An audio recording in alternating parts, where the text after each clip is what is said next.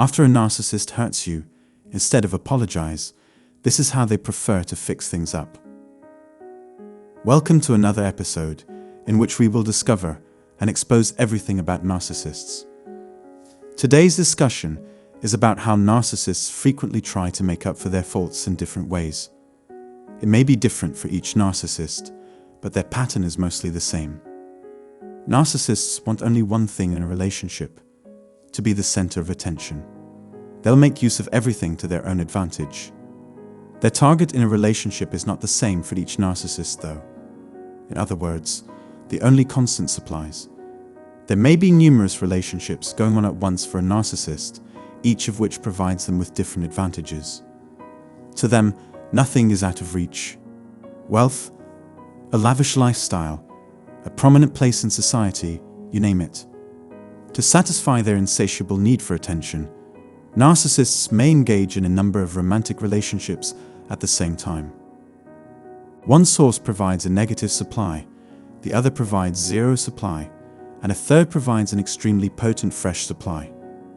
Negative or no supply is ignored by the narcissist ultimately, until the new supply sinks down the food chain and becomes negative. They'll enjoy it to their heart's content. However, whenever they mess things up, apologizing is the last thing they would want to admit. To make up is to mend a relationship with another person, or to terminate a disagreement. This is a regular occurrence while interacting with narcissists due to their tendency to make trouble and bring harm to others. Because they don't wish to face the repercussions of their actions, they avoid confessing that they have done wrong. Consequently, the likelihood of receiving an apology from them is practically non-existent. They prefer to devise complex plans to improve the situation while avoiding addressing the root of the issue. Most of the time, a narcissist would prefer them in order to avoid being reminded of a mistake they made. Thus, I will cover 3 of them in today's video. First, they will make it in such a way that they will never again hear about it. They desire that you forget about it and refrain from bringing it up again. By this, I mean that narcissists never want to hear the truth about their defects and shortcomings. They don't wish for you to present this at the table. By pretending the incident never occurred, they will believe you are acting in their and your best interests. To guarantee that their reconciliation or make-up session goes as planned, narcissists rely on a handful of important variables. They twist things up and bring another hot issue to cover the main issue at hand. Or if not, they'll give you some space to think about it, which brings me to my next point. Secondly, granting you additional time is one of their favorite tactics. This is a great method when it comes to manipulating others.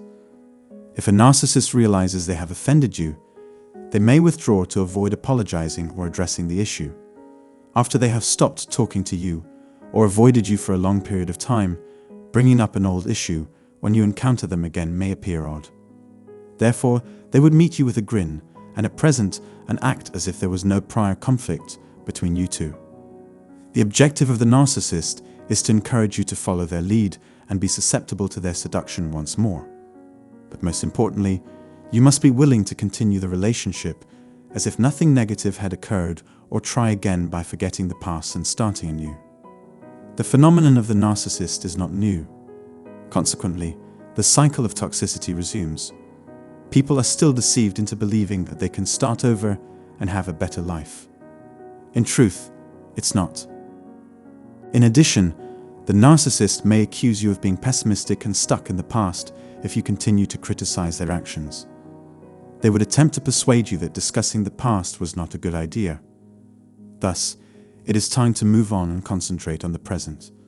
I usually assert that narcissists have 2 distinct sets of rules. They refuse to confess a mistake or accept responsibility for their actions whenever they make one. If, on the other hand, you are at fault, they would be pleased to spend hours debating it, making you feel so awful that you would break, and compelling you to do a variety of things to make up for it. As a consequence, we cannot tolerate their deceit. It shouldn't be feasible for someone to have 2 distinct sets of rules in relationships. Nonetheless, let's return to the subject of time.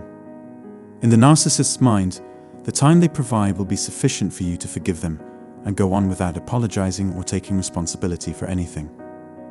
If you want to conclude a conversation with a narcissist as quickly as possible, they may listen to what you say and pretend to agree with you. They do so to create the idea that they care about what you have to say and are actively listening, but it is all an act, because it makes you feel better. And they may even nod as if they agree to accept responsibility. A narcissist will never accept responsibility. Narcissists feel they are invulnerable to criticism. The narcissist wants you to assume that he or she has accepted responsibility when, in reality, they have not taken any action, even apologize in the abstract, meaning that they are not sorry for any particular incident. Whatever it is, I done wrong, I'm sorry, etc., is one of their favorite catchphrases. They attempt to appear reasonable, but have no intention of taking responsibility for anything. In the third place, and most likely because it is the easiest and most fun for them, narcissists prefer to employ seduction to return things to their previous state.